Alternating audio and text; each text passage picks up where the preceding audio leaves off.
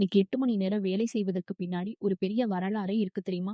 19ஆம் நூற்றாண்டுல industrial revolution வந்த பிறகும் கூட 18ல இருந்து 20 மணி நேரம் வேலை செய்ய வேண்டிய கட்டாயம் இருந்துச்சு. பெரியவர்கள் மட்டும் இல்ல, குழந்தைகளும் கூட அதிக நேரம் வேலை செஞ்சாங்க.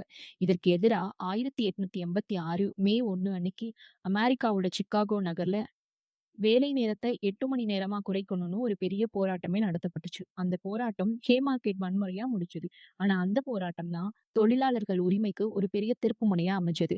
அதன் நினைவாக தான் நான் மே 1 இன்டர்நேஷனல் வொர்க்கர்ஸ் டேயா செலிப்ரேட் பண்றோம். இந்தியாவில தோழர் சிங்காரவேலன் அவர்கள் 1923ல சென்னையில முதல்ல வொர்க்கர்ஸ் டேய செலிப்ரேட் பண்றாரு.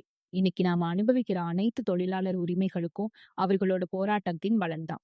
ஒவ்வொரு தொழிலாளரையும் மதிப்போம். அனைவருக்கும் தொழிலாளர் தின வாழ்த்துக்கள்.